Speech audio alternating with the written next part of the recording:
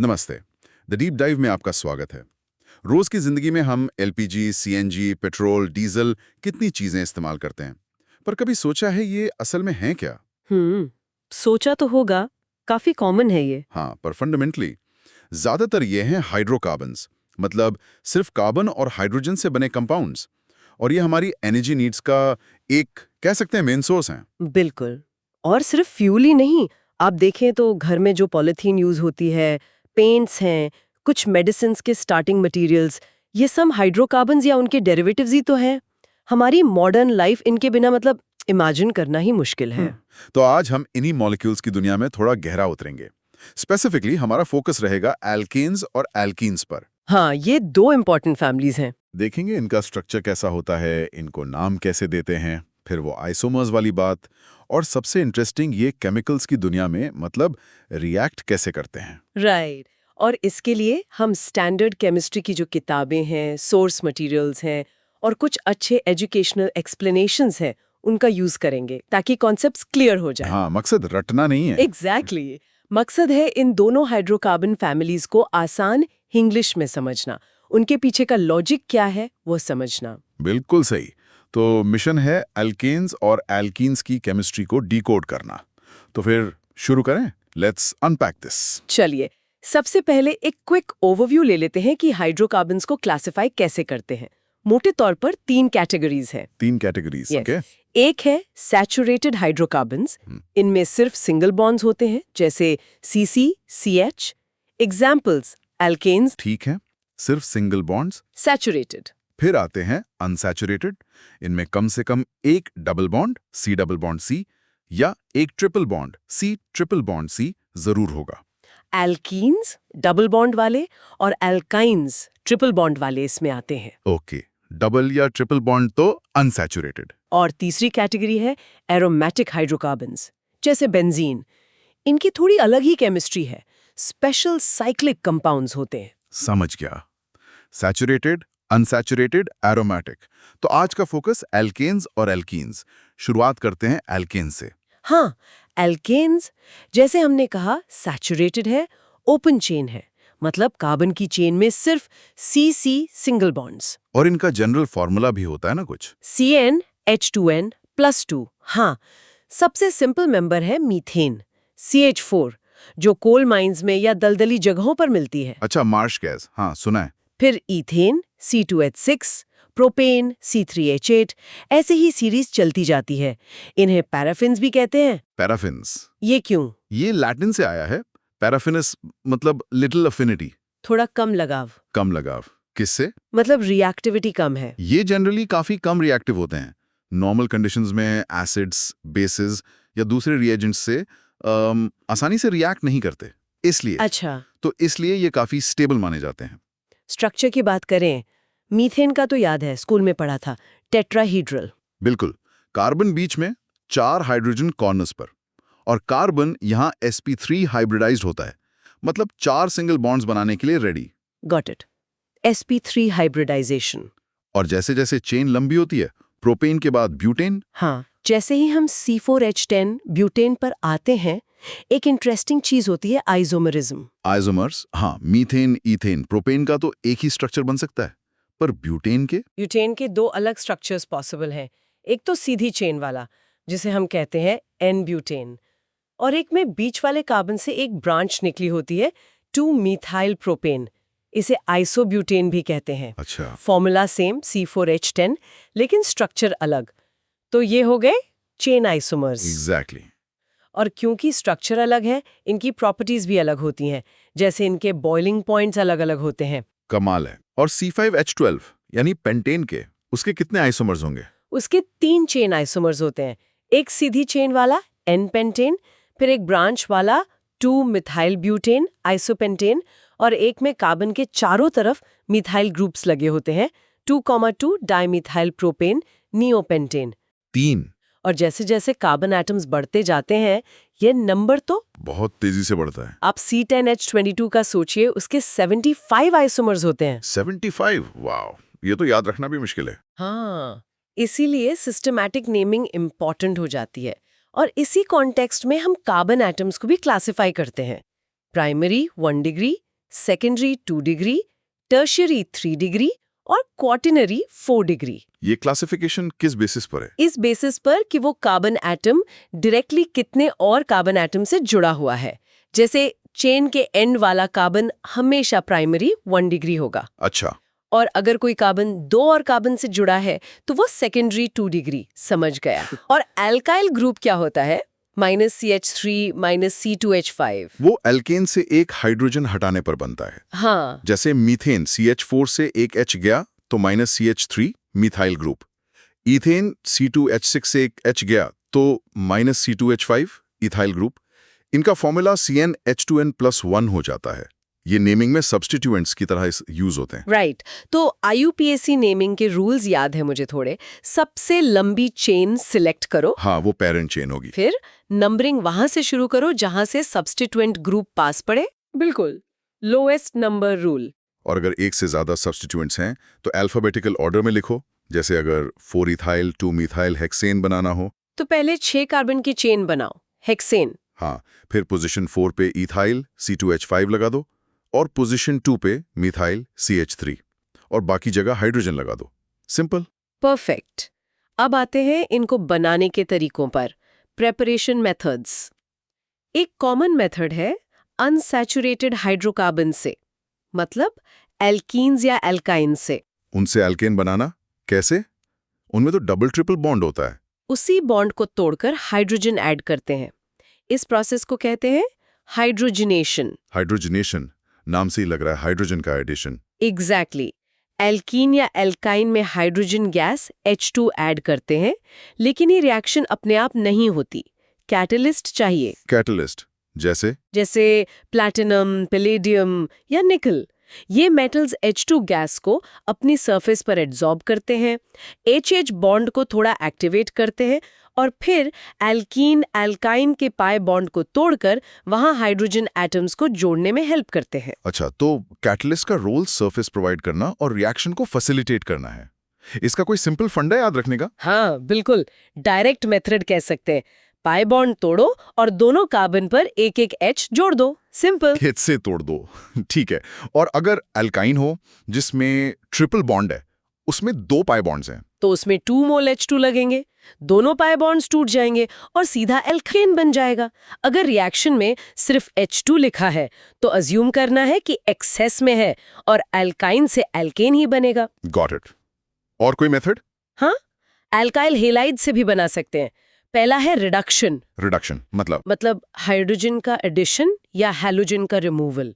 अगर हम alkyl chloride RCl, bromide RBr या आयोडाइड RI लें और उसको जिंक मेटल और डाइल्यूट HCl के साथ रिएक्ट कराएं तो हैलोजन X हट जाता है और उसकी जगह हाइड्रोजन H लग जाता है, अल्केन मिल जाता है। तो इसका डीएम क्या होगा? सिंपल, X हटाओ H लगाओ। फ्लोराइड्स ये रिएक्शन आसानी से नहीं देते, CF बॉन्ड काफी स्ट्रांग होता है। ओके।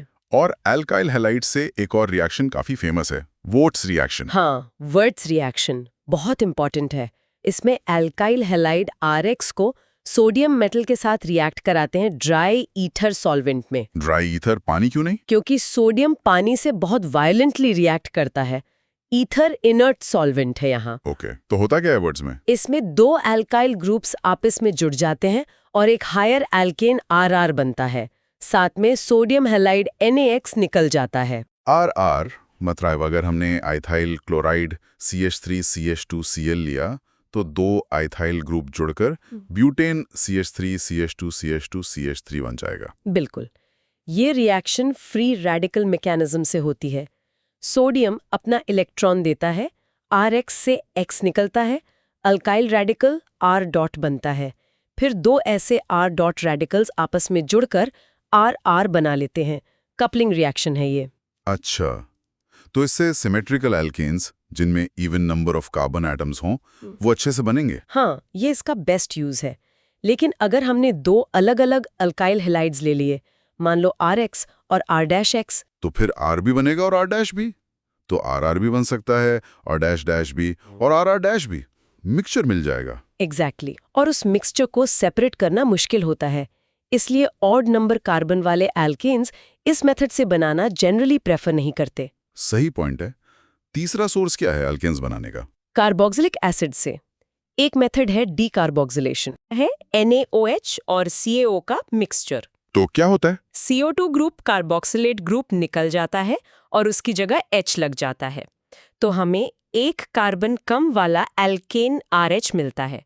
इसका DM COOH या COONA ग्रुप हटाओ, H लगाओ। अच्छा, तो अगर हमने सोडियम प्रोपेनोएट CH3CH2COONA लिया जिसमें 3 कार्बन है, तो उससे CO2 निकल जाएगा और इथेन CH3CH3 मिलेगा जिसमें 2 कार्बन है। समझ गया।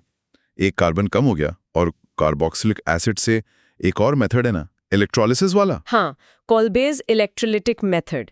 इसमें कार्बोक्सिलिक एसिड के सॉल्ट जैसे RCOONA का एक्वस सॉल्यूशन लेते हैं और उसमें इलेक्ट्रिसिटी पास करते हैं। इलेक्ट्रोलिसिस होता है। इससे क्या बनता है? यह एनोड पर अल्केन और CO2 और कैथोड पर? कैथोड पर पानी H2O रिड्यूस होता है, हाइड्रोजन गैस H2 निकलती है और हाइड्रोक्साइड आयंस OH- बनते हैं, तो सॉल्यूशन बेसिक हो जाता है, NOH बन जाता है। अच्छा, तो वर्ड्स और कोल्बे दोनों से RR टाइप के अल्केन्स मिल रहे हैं, बस मेथड अलग है। हाँ कोल्बे का मैकेनिज्म भी रेडिकल वाला है क्या? हाँ, एनोड पर RCO- आयन अपना इलेक्ट्रॉन लूज करता है, RCO डॉट रेडिकल बनता है, फिर इससे CO2 निकल जाती है, R डॉट रेडिकल बनता है और फिर 2 R डॉट रेडिकल्स जुड़कर RR बना लेते हैं। वर्ड्स जैसा ही प्रोडक्ट है। इंटरेस्टिंग। तो इससे मीथेन CH4 नहीं बन सकता? नहीं, क्योंकि इसमें R डॉट का R डॉट से जुड़ना जरूरी है। मीथेन में तो एक ही कार्बन है। राइट। चलिए अब अल्केन्स की प्रॉपर्टीज डिस्कस करते हैं। Physical properties. ये नॉन पोलर होते हैं ना? हाँ, CC और CH बॉन्ड्स में इलेक्ट्रोनेगेटिविटी डिफरेंस बहुत कम है, इसलिए ओवरऑल मॉलिक्यूल नॉन पोलर होता है और नॉन पोलर मॉलिक्यूल्स के बीच सिर्फ weak van der Waals forces काम करते हैं। इसी वजह से इनके मेल्टिंग बॉइलिंग पॉइंट्स लो होते हैं? जनरली लो होते हैं, लेकिन जैसे जैसे मॉलिक्यूल का साइज बढ़ता है, van der Waals forces strong होते जाते हैं, तो बॉइलिंग पॉइंट बढ़ता है। इसलिए शुरू के एल्केन्स C1 से C4 गैसेस हैं रूम टेम्परेचर पर, फिर C5 से C17 तक लिक्विड्स और उससे बड़े सॉलिड्स। कलरलेस, ओडरलेस भी होते हैं ये। और सॉल्युबिलिटी? पानी में घुलेंगे? नहीं, क्योंकि पानी पोलर है और एल्केन्स नॉन पोलर।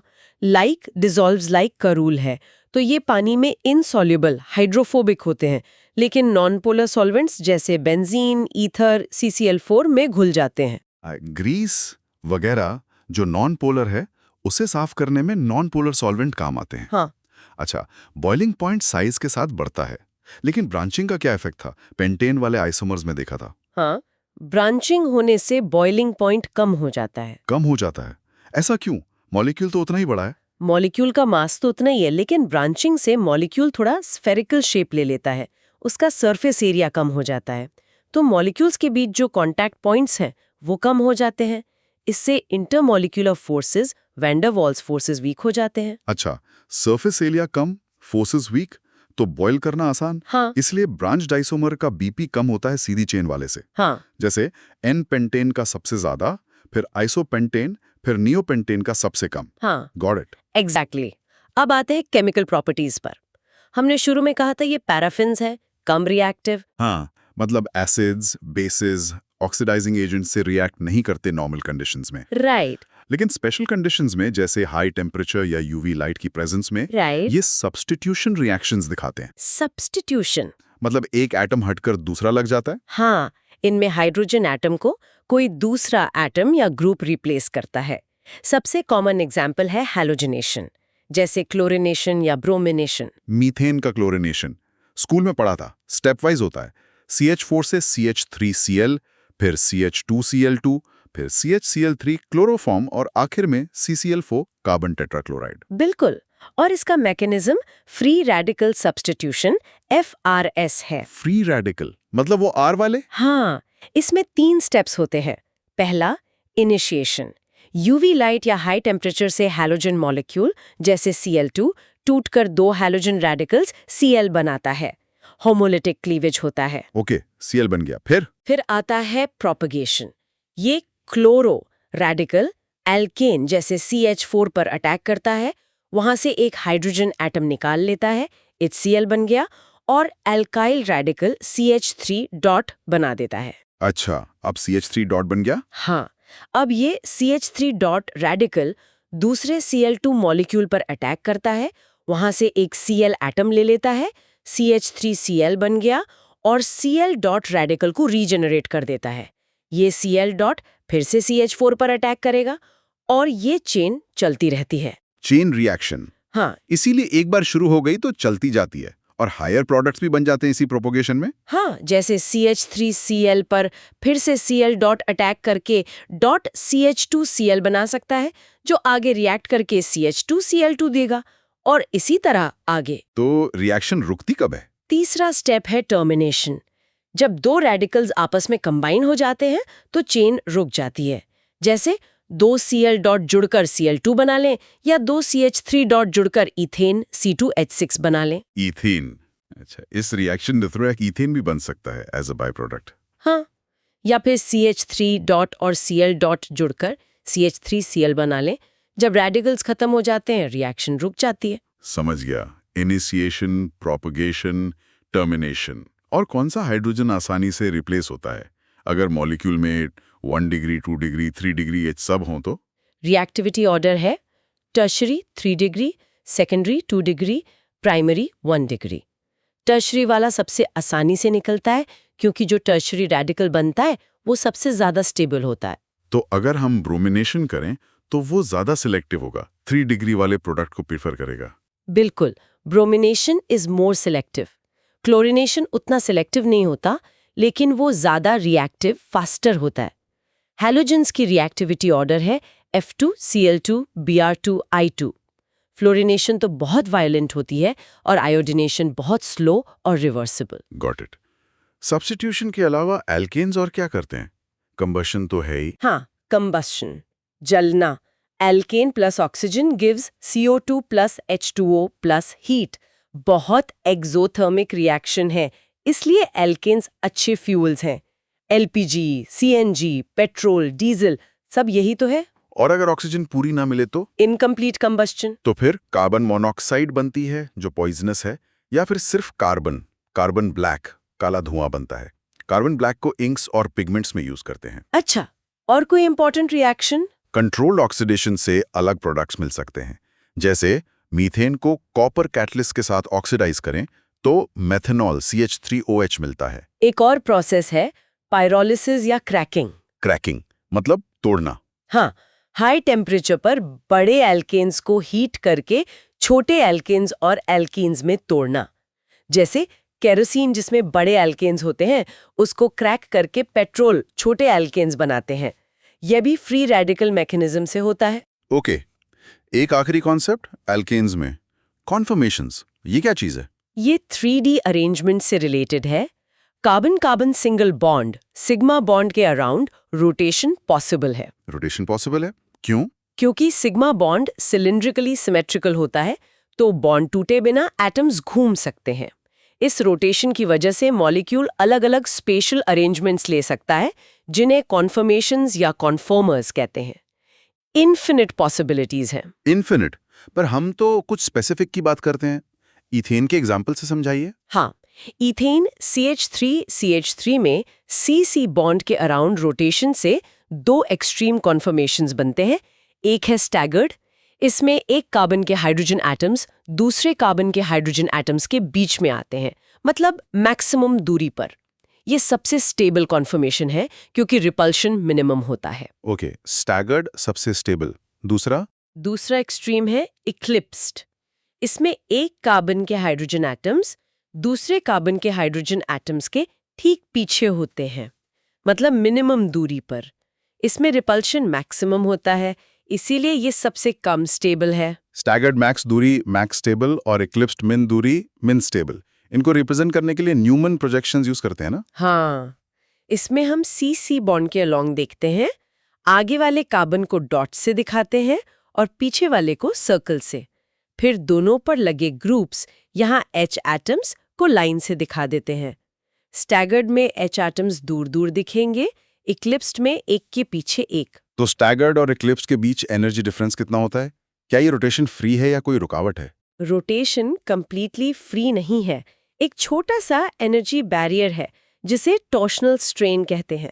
ये एडजेसेंट बॉन्ड्स के इलेक्ट्रॉन्स के बीच रिपल्शन की वजह से होता है।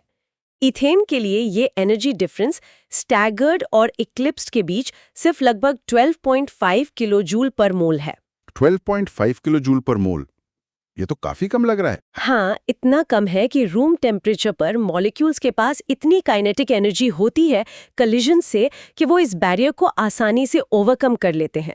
इसलिए हम कहते हैं कि रोटेशन ऑलमोस्ट फ्री है और इन कन्फर्मर्स को हम अलग अलग आइसोलेट नहीं कर सकते, ये कंटिन्यूसली इंटरकन्वर्ट होते रहते हैं। समझ गया। तो ये थी एल्केन्स की कहानी, saturated, single bonds, relatively stable, substitution reactions और कॉन्फर्मेशंस। अब चलते हैं एल्कीन्स की तरफ। हाँ, एल्कीन्स ये है अनसैचुरेटेड हाइड्रोकार्बन्स। अनसैचुरेटेड मतलब इनमें डबल या ट्रिपल बॉन्ड होगा? एल्कीन्स में कम से कम एक carbon carbon double bond C double bond C होता है। इनका जनरल फॉर्मूला है CnH2n। इन्हें ओलेफिन्स भी कहते हैं। Olefins, oil forming? हाँ, पुराने जमाने में इथीन जो पहला एल्कीन है C2H4 को क्लोरीन के साथ रिएक्ट करने पर एक ऑयली लिक्विड मिला था, इसलिए ये नाम पड़ा। अच्छा, तो सी डबल बॉन्ड, इसका स्ट्रक्चर कैसा होता है? एल्केन्स के CC सिंगल बॉन्ड से कैसे अलग है? डबल बॉन्ड में एक तो स्ट्रॉन्ग सिग्मा बॉन्ड होता है जैसे सिंगल बॉन्ड में था, लेकिन उसके साथ एक वीक पाई बॉन्ड भी होता है। पाई बॉन्ड, ये कैसे बनता है? ये कार्बन एटम्स के अनहाइब्रिडाइज्ड p ऑर्बिटल्स के साइडवेज ओवरलैप से बनता है। ये ओवरलैप उतना इफेक्टिव नहीं होता जितना सिग्मा बॉन्ड का हेड ऑन ओवरलैप होता है, इसलिए पाई बॉन्ड सिग्मा बॉन्ड से वीक होता है। तो सी डबल बॉन्ड में एक स्ट्रॉन्ग सिग्मा, एक वीक पाई, इसका रिएक्टिविटी पर क्या असर पड़ेगा? बहुत बड़ा असर। ये जो पाई बॉन्ड के इलेक्ट्रॉन्स हैं, ये सिग्मा इलेक्ट्रॉन्स की तरह टाइटली हेल्ड नहीं होते। ये डबल बॉन्ड के ऊपर और नीचे एक इलेक्ट्रॉन क्लाउड की तरह फैले रहते हैं। ये रीजन इलेक्ट्रॉन रिच होता है। इलेक्ट्रॉन रिच, तो इस पर वो अटैक करेगा जिसे इलेक्ट्रॉन्स की जरूरत है, यानी इलेक्ट्रोफाइल्स। एग्जैक्टली। इस लूज पाई बॉन्ड की वजह से एल्कीन्स इलेक्ट्रोफिलिक एडिशन रिएक्शंस बहुत आसानी से देते हैं। पाई बॉन्ड टूट जाता है और उसकी जगह दो नए स्ट्रॉन्ग सिग्मा बॉन्ड्स बन जाते हैं। इसलिए एल्कीन्स एल्केन्स के कंपैरिजन में ज्यादा रिएक्टिव होते हैं एडिशन रिएक्शंस के लिए। अच्छा, तो डबल बॉन्ड रिएक्टिविटी का हॉटस्पॉट है और bond length CC bond CC से छोटा होगा या बड़ा? छोटा होगा। डबल बॉन्ड स्ट्रॉन्गर भी होता है overall sigma plus pi single bond से, इसलिए एटम्स को ज्यादा पास खींचता है। CC की लेंथ लगभग 134 pm होती है, जबकि CC की 154 pm थी। और इथीन का शेप टेट्राहेड्रल तो नहीं होगा? नहीं, डबल बॉन्ड बनाने वाले कार्बन्स sp2 हाइब्रिडाइज्ड होते हैं। sp2 हाइब्रिडाइजेशन में ज्योमेट्री ट्रिगोनल प्लेनर होती है। बॉन्ड एंगल्स लगभग 120 डिग्रीज के होते हैं। तो इथीन का मॉलिक्यूल प्लेनर फ्लैट होता है। Okay, sp2 hybridisation, planar geometry, naming में क्या फर्क आता है? एल्केन के एन सफिक्स की जगह ईन लग जाता है और हमें डबल बॉन्ड की पोजीशन बतानी पड़ती है लॉन्गेस्ट चेन में नंबर करके। नंबरिंग उस एंड से करते हैं जहां से डबल बॉन्ड नजदीक हो। जैसे 4 कार्बन की चेन में अगर डबल बॉन्ड पहले और दूसरे कार्बन के बीच है तो ब्यूट 1 ईन, अगर दूसरे और तीसरे के बीच है तो ब्यूट 2 ईन। सिंपल है। अब आइसोमर्स की बात करते हैं। एल्केन्स में चेन आइसोमर्स देखे थे, एल्कीन्स में क्या क्या पॉसिबल है? एल्कीन्स में स्ट्रक्चरल आइसोमर्स तो होते ही हैं। चेन आइसोमर्स भी, जैसे ब्यूट 1 ईन और 2 मिथाइल प्रोप 1 ईन, दोनों C4H8 हैं।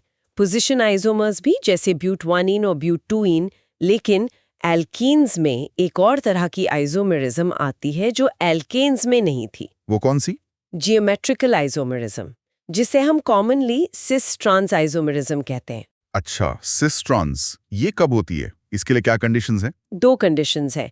पहली, मॉलिक्यूल में C डबल बॉन्ड होना चाहिए, क्योंकि डबल बॉन्ड के अराउंड रोटेशन पॉसिबल नहीं है। सिंगल बॉन्ड के अराउंड तो फ्री रोटेशन था, यहाँ नहीं है, पाई बॉन्ड रोक देता है। Okay, restricted rotation. और दूसरी कंडीशन? दूसरी कंडीशन ये है कि डबल बॉन्ड के हर कार्बन एटम पर जो 2 ग्रुप्स लगे हैं वो अलग अलग होने चाहिए। मतलब अगर C डबल बॉन्ड के एक कार्बन पर दो सेम ग्रुप्स लगे हैं, जैसे H और H या CH3 और CH3, तो वो ज्योमेट्रिकल आइसोमेरिज्म शो नहीं करेगा। दोनों कार्बन्स पर लगे दोनों ग्रुप्स डिफरेंट होने चाहिए विद इन दैट कार्बन। मतलब YXC डबल बॉन्ड CXY जैसा पैटर्न हो तो चलेगा, या YXC डबल बॉन्ड CXZ भी चलेगा? हाँ, दोनों चलेंगे, बस YXC डबल बॉन्ड CXX जैसा ना हो। अब अगर ये कंडीशंस पूरी होती हैं तो दो पॉसिबिलिटीज हैं। अगर सिमिलर ग्रुप्स डबल बॉन्ड के सेम साइड पर हैं तो उसे सिस आइसोमर कहते हैं, और अगर सिमिलर ग्रुप्स ऑपोजिट साइड्स पर हैं तो उसे ट्रांस आइसोमर कहते हैं। ब्यूटुइन का एग्जाम्पल लें, CH3 CH double bond CH CH3। इसमें C डबल बॉन्ड के दोनों कार्बन्स पर एक H है और एक CH3 है। दोनों ग्रुप्स अलग हैं, तो ये शो करेगा? बिल्कुल करेगा। अगर दोनों CH3 ग्रुप सेम साइड है और दोनों H भी सेम साइड, तो वो सिस ब्यूटुइन होगा। अगर दोनों CH3 ग्रुप ऑपोजिट साइड है और दोनों H भी ऑपोजिट, तो वो ट्रांस ब्यूटुइन होगा। और ये सिस और ट्रांस आइसोमर्स, इनका मॉलिक्यूलर फॉर्मूला तो सेम है, स्ट्रक्चर भी ऑलमोस्ट सेम लग रहा है, बस H और CH3 की जगह बदली है। तो इनकी प्रॉपर्टीज अलग होती हैं। हाँ, इनकी फिजिकल प्रॉपर्टीज जैसे melting point, boiling point, dipole moment, solubility, ये सब अलग अलग हो सकती हैं क्योंकि 3D स्पेस में एटम्स का अरेंजमेंट अलग है।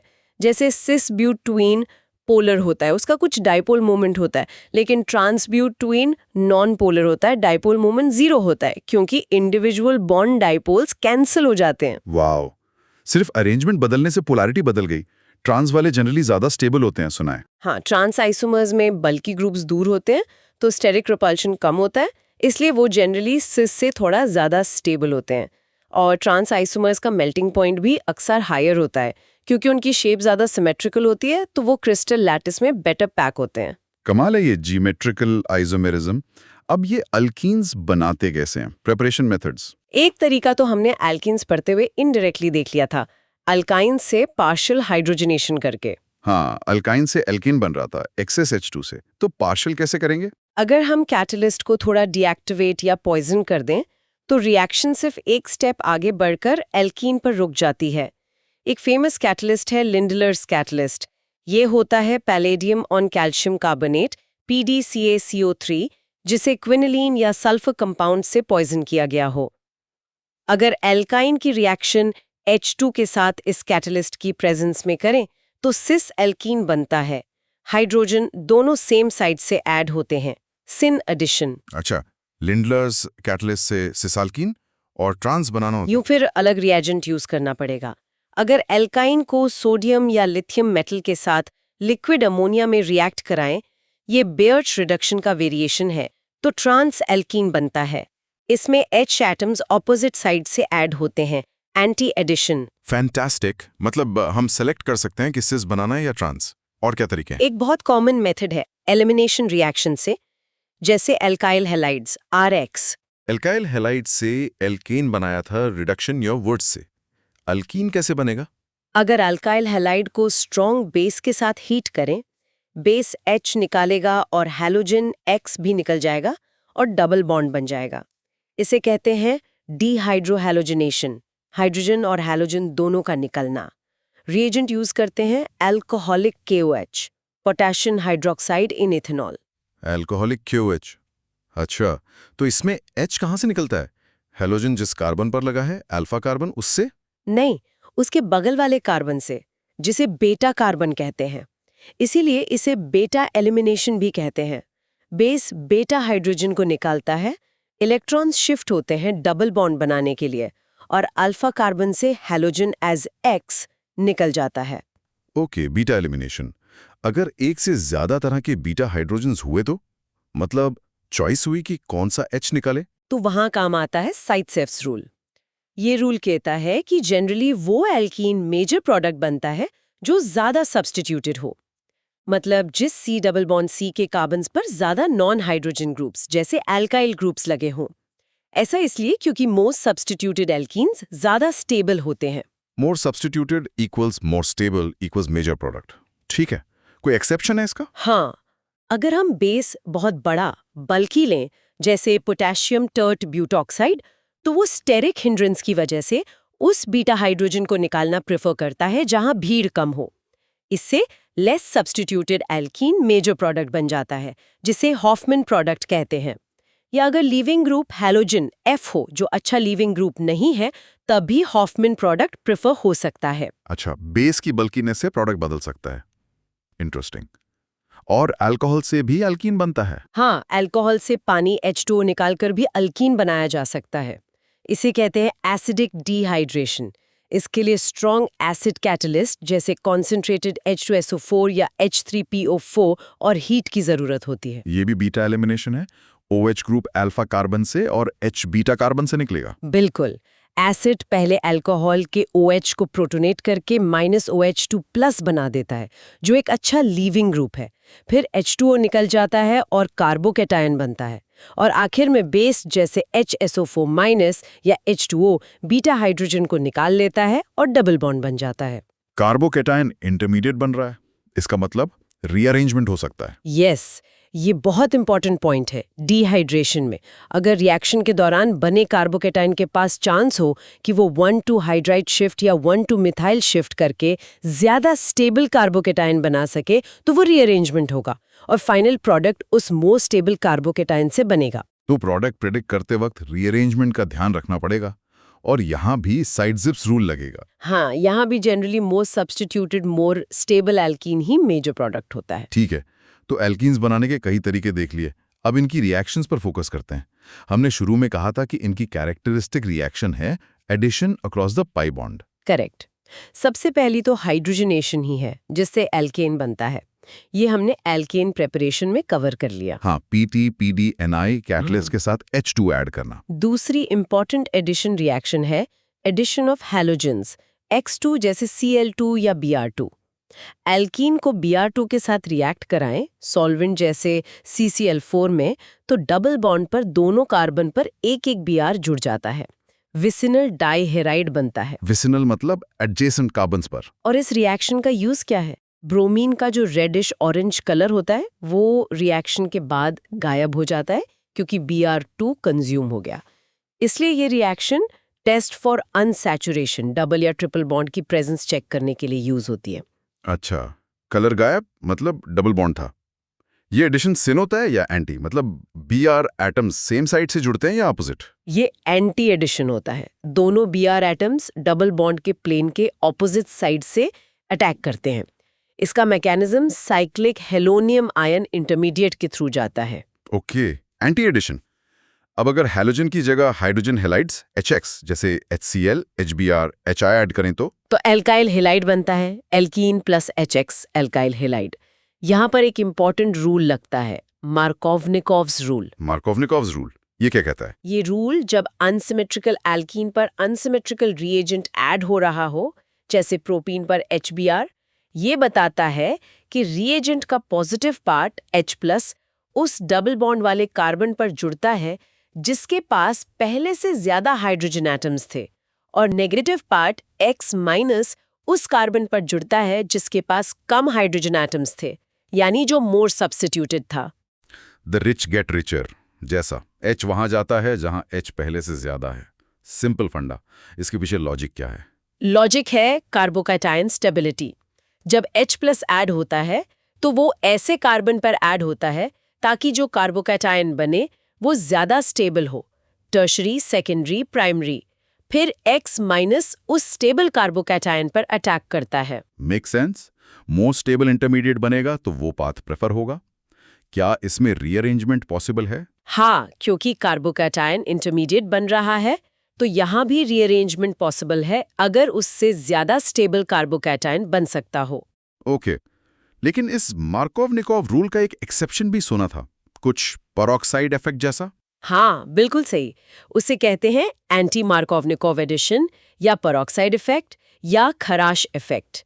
ये एक स्पेशल केस है जो सिर्फ HBr के साथ होता है, और वो भी पेरोक्साइड जैसे बेंजोइल पेरोक्साइड की प्रेजेंस में। सिर्फ HBr और पेरोक्साइड की प्रेजेंस में? तो इसमें क्या होता है? इसमें HBr का एडिशन मार्कोवनिकोव रूल के उल्टा होता है, यानी H उस कार्बन पर जुड़ता है जिसके पास कम H थे और Br उस कार्बन पर जुड़ता है जिसके पास ज्यादा H थे, लेस सब्स्टिट्यूटेड कार्बन। एकदम उल्टा। इसका मैकेनिज्म अलग होगा फिर। हाँ, इसका मैकेनिज्म फ्री रेडिकल एडिशन होता है, इलेक्ट्रोफिलिक नहीं। पेरोक्साइड पहले रेडिकल्स जनरेट करता है जो HBr से Br रेडिकल बनाते हैं। फिर Br एल्कीन पर ऐड होकर ज्यादा स्टेबल कार्बन रेडिकल बनाता है जो HBr से H लेकर प्रोडक्ट देता है और Br रीजेनरेट करता है। चेन रिएक्शन चलती है। इंटरेस्टिंग। और ये सिर्फ HBr के साथ ही क्यों होता है? HCl या I के साथ क्यों नहीं?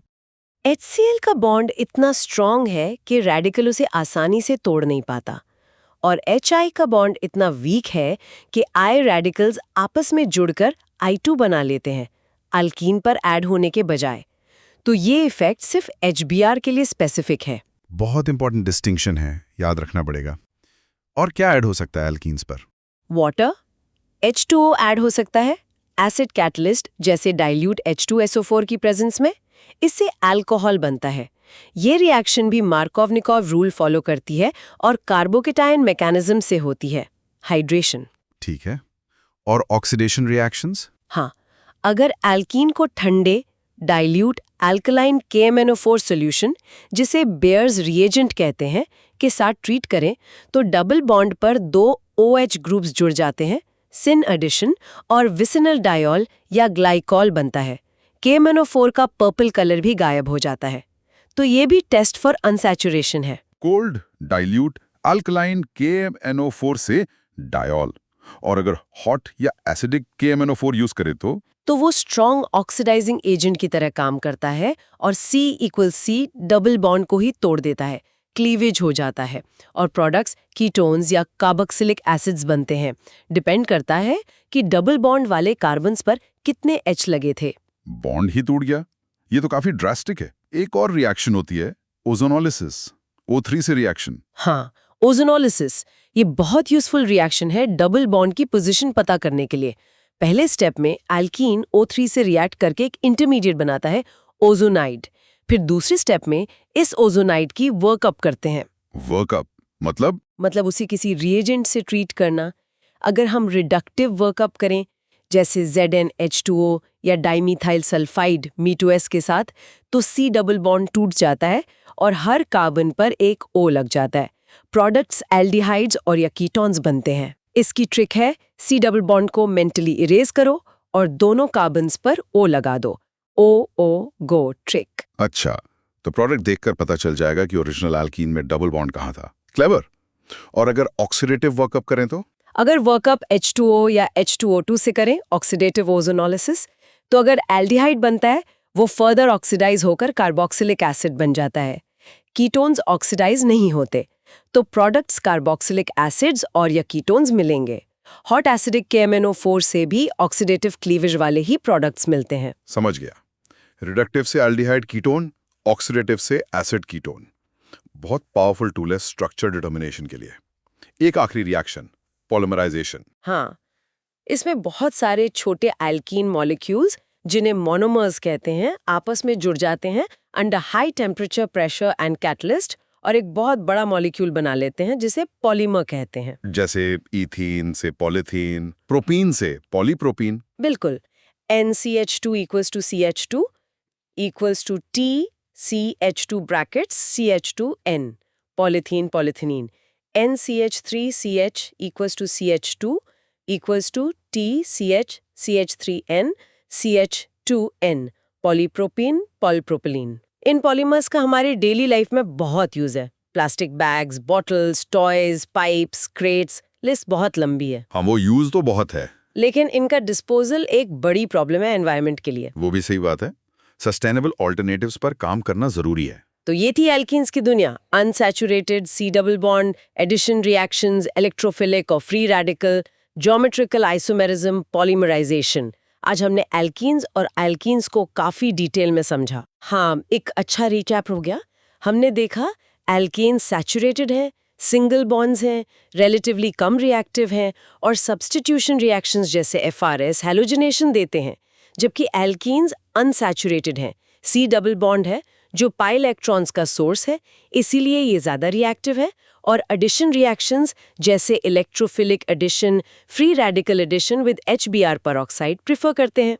हमने उनके आइसोमर्स, चेन पोजीशन, एल्कीन्स में ज्योमेट्रिकल सिस ट्रांस भी देखे और उनको बनाने के methods hydrogenation, Wurtz, Kolbe's, dehydrohalogenation, dehydration और उनकी स्पेसिफिक रिएक्शंस जैसे Markovnikov, anti Markovnikov addition, Baeyer's test, ozonolysis. Structure और प्रॉपर्टी का कनेक्शन क्लियर हो गया। बिल्कुल, कैसे एक single bond versus double bond पूरी केमिस्ट्री बदल देता है। अब ये सब सुन के एक सवाल आ रहा है मन में। हमने सिंगल बॉन्ड एल्केन्स और डबल बॉन्ड एल्कीन्स की बात की, लेकिन उन हाइड्रोकार्बन्स का क्या जिनमें C ट्रिपल बॉन्ड होता है, यानी एल्काइन्स? Good question. वो एल्कीन्स से कितने सिमिलर होंगे या डिफरेंट? ट्रिपल बॉन्ड 1 सिग्मा 2 पाई उनकी रिएक्टिविटी को कैसे अफेक्ट करेगा? क्या वो भी एडिशन देंगे? मार्कोव-निकोव रूल वहां लगेगा? ये इंटरेस्टिंग पॉइंट्स है एक्सप्लोर करने के लिए। एल्काइंस की अपनी यूनिक केमिस्ट्री है। और फिर वो स्पेशल रिंग वाले कंपाउंड्स, बेंजीन जैसे, जिन्हें एरोमेटिक कहते हैं, उनमें तो डबल बॉन्ड्स दिखते हैं स्ट्रक्चर में। फिर भी वो एडिशन रिएक्शंस उतनी आसानी से क्यों नहीं देते जितनी एल्कीन्स देती हैं? वो इतने स्टेबल क्यों होते हैं? ऐसा क्या है उनमें जो उन्हें एरोमेटिक बनाता है? वो एरोमेटिसिटी का कॉन्सेप्ट, हाँ, वो भी एक अलग ही फैसिनेटिंग दुनिया है। बेंजीन डबल बॉन्ड्स होते हुए भी सब्स्टिट्यूशन प्रेफर करता है, एडिशन नहीं। क्यों? ये सवाल हम अगली किसी चर्चा के लिए छोड़ देते हैं। फिलहाल इस ज्ञान भरी बातचीत के लिए बहुत शुक्रिया। Pleasure was mine. फिर मिलेंगे द डीप डाइव पर।